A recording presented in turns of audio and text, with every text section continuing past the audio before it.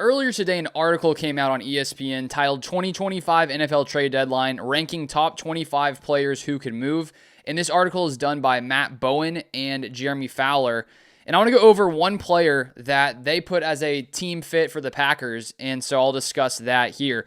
For you guys who don't know, I have a second channel where I break down the rest of the NFL. This is just solely a Packers channel, but if you want more of my thoughts on the rest of the NFL, recently I've been putting daily videos out every weekday. Today I touched on Russell Wilson and Sean Payton, the back and forth they had. So I will leave the link down below in the description. You can check it out there. It says NFL channel if you want my non-Packers content. Now here we go. So number 14 is the player who they have here as a team fit for the Packers. Cornerback Roger McCreary of the Tennessee Titans. At the bottom it says team fits Green Bay Packers, Arizona Cardinals, Atlanta Falcons. Predicted chance of getting traded 35%. Now here they say this, the buzz. Similar to Key, McCreary is a defensive starter who doesn't fit the long-term plans of a team in transition. His name circulated in trade buzz at roster cutdowns too.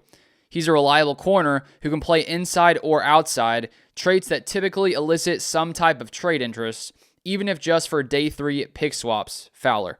The tape.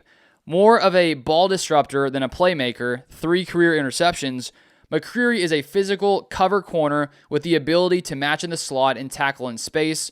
While McCreary lacks the impact plays on his resume, his game meshes with any defense in search of an inside/outside corner who plays with an aggressive demeanor. Bowen there.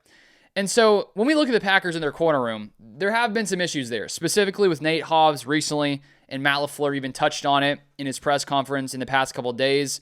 About some of those struggles and how he, basically hopes to see Nate Hobbs bounce back or expects him to bounce back from that. But he's definitely struggled at times out there at outside corner. Now, here's the thing with McCreary. The past couple seasons, he's played nearly all of his snaps in the slot. So far this year, in 2025, according to PFF, 225 of his snaps have been in the slot as opposed to only 2 outside.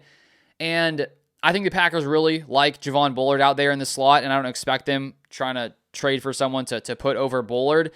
And with McCreary, he did play a lot outside corner his first couple seasons in the NFL, but he's mainly been playing slot recently.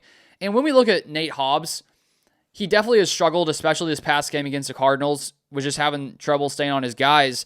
And I just feel like the Packers should potentially try moving to Carrington Valentine, because last season, the Packers secondary, for the most part, with Jair Alexander down, was pretty good, and Carrington was out there a lot of the time. And I like his style, his physicality, the intensity he plays with. And so I feel like it would make more sense in this scenario to, try Valentine out over Hobbs, see what happens. Now, you did invest in Hobbs, and sometimes players go through tough stretches and bounce back, so it's not to say that Hobbs can't bounce back. But the Packers may need to try something out there at corner. I just don't know if McCreary is really a good fit here for this Packers team.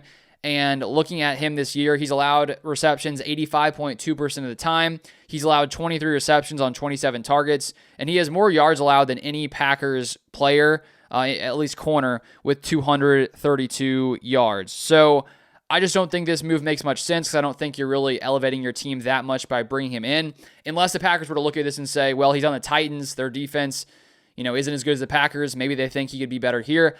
It just doesn't feel to me like a move the Packers are going to make. So those are my thoughts. And also leave my video up right here if you want to check it out on Russell Wilson. So feel free to check that out if you would like. If you want more Packers content, feel free to subscribe. If you want more NFL content, other NFL content, as I said, I'll leave the link up to my channel in the description down below. But I appreciate you guys watching as always, and I'll see you guys next time.